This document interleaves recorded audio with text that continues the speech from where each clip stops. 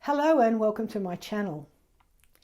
This video is the second in a series designed to help you use your crystal pendants more effectively than you may have realized, so you can enjoy even more crystal assistance. By this I mean your personal development and spiritual development, including building your confidence in your intuitive senses.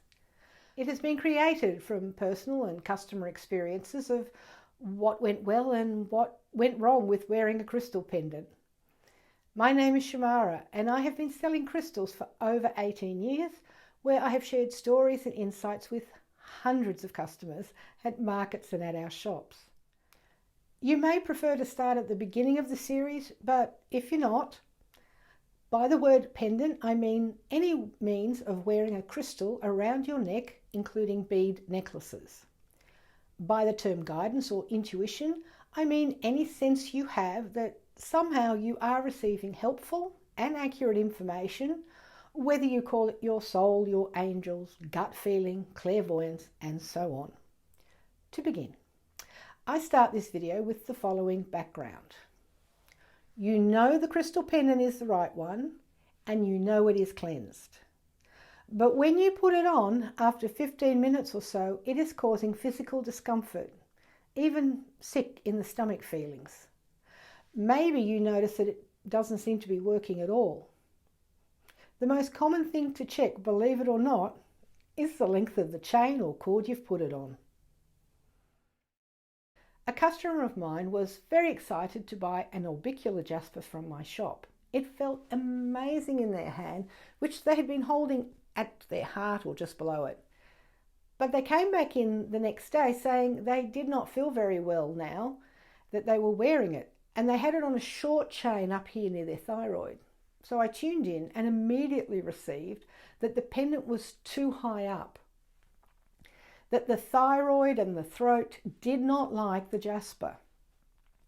I asked the customer to remove the pendant, and she did comment that, wow, things felt better now that it was off.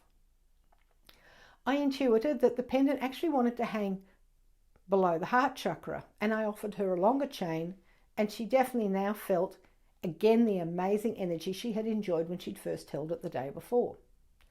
Why did this happen?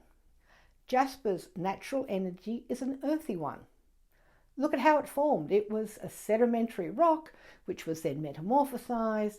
This meant it has a very earthy energy, and an earthy energy actually is a denser energy. It was too overpowering for these lighter energies of the thyroid and throat chakras. However, once it was positioned at the heart and below, it was working with the lower chakras, which are also denser because they're closer to the earth. And this is what jaspers are best known for, creating you to drop into your lower chakras to ground your energy so you can connect to the heart of Mother Earth and feel her loving support. Even a pendant like amethyst, which can be worn above or below the heart chakra, needs to be in the right position on any day when you're intending to wear it. By placing it on a long chain down near the solar plexus, it will be able to cleanse, balance and expand your sense of self-worth and self-esteem, which is the reason for the anxiety. But if on another day you're experiencing anxiety through your thoughts and your beliefs about how you can't express yourself properly in front of others, then you need to have the pendant, well, at the solar plexus, it's not going to help you. In this case, placing it up here near your throat, up on a short chain, it's going to be able to get to work with the mental body.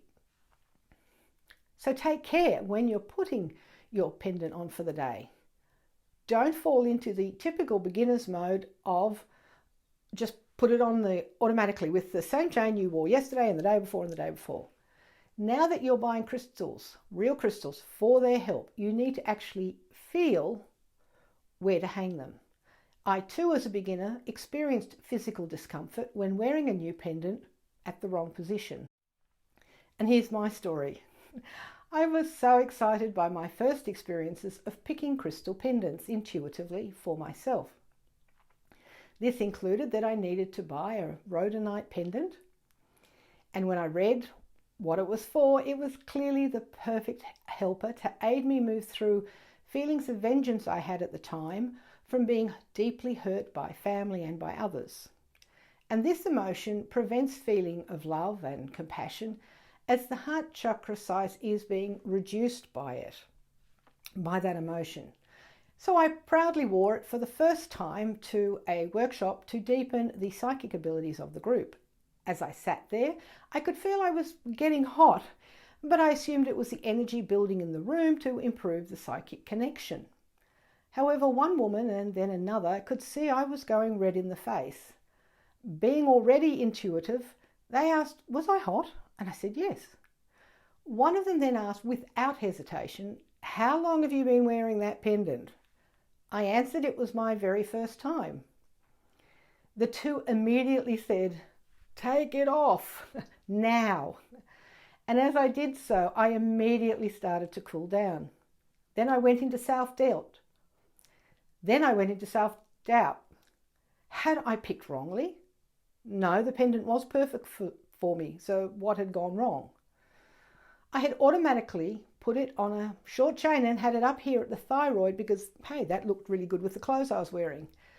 But the rhodonite pendant I had picked was very earthy in its energy. It was overwhelming this chakra. So my physical body was signaling the problem by overheating my face. Thankfully, others saw the message. And later, when I needed to wear the rhodonite again, I think it was even the very next day, I checked this time and received it needed to be worn down here at the heart. And in this position, it supported me beautifully from then on. And here is another thought. If you can't tell that your pendant is hanging in the wrong place because you were too focused in the morning on current activities and not open to receiving your intuitive messages, yet, then trust that your physical body's own innate consciousness will kick in to do its best to get the message through to you.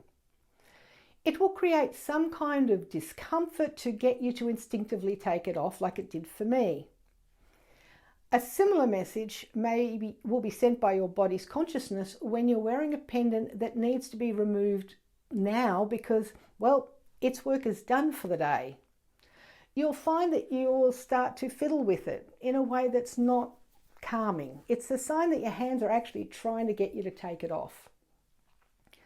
By coming off, it allows any other crystals that you already have on you to go even deeper in their assistance to you. So let's summarize these very important insights so far. If you're going to be wearing pendants effectively, first, check you have intuited the right crystal pendant. Then sense if the crystal is cleansed and ready to be worn. And next, move the pendant up and down your chest to intuit the position it wants to be worn at. You can probably understand that sticking rigidly to fashion requirements, such as placing the pendant on a choker because it's the in thing to do, can mean you therefore won't receive benefit from wearing it, or you will get this discomfort. If you're going to be wearing crystal pendants for their energetic reasons, then fashion choice isn't going to work. It will have to be an intuitive one. And don't worry, sometimes they both match up. Now you may be asking yourself, what if I can't get the pendant to the right place against my body? Here are some suggestions. If you need to get the energy up to the third eye or crown, place the pendant at the throat and ask it to send the energy upwards. However, I have had customers use hairpins to hold the pendant in place in their hair. If you need to get the energy down to the solar plexus, sacral, or the base chakras, there is an advantage if you wear a bra. Hang the chain from it. And if not, maybe a safety pin if you can wear that safely. If you have a beaded necklace that's too short, consider inserting a bracelet chain or buying a bracelet extender so it can drop down to the correct position for the day that you want to wear it.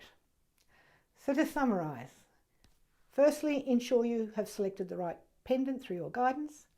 Then ensure your crystal pendant is energetically cleansed. And thirdly, check what position it wants to be worn at. I hope this helps you avoid the mistake of not checking that you are wearing the pendant in the correct position, and instead you are missing out on the lovely energy that you could be wearing through the day. And remember, the more you allow in the help of your crystal friends, the quicker you can sense them getting to work for you. As I said earlier, this is part 2 in a series about everything you need to know about wearing a crystal pendant. Or I hope it is. Other videos will be covering topics like how they help you directly and indirectly, does shape matter, can you wear too many, and much more. My name is Shamara, creating videos for you to enjoy your crystals even more effectively than you realize possible. If you enjoyed this video, please like, share and subscribe, and any insightful comments will be great too.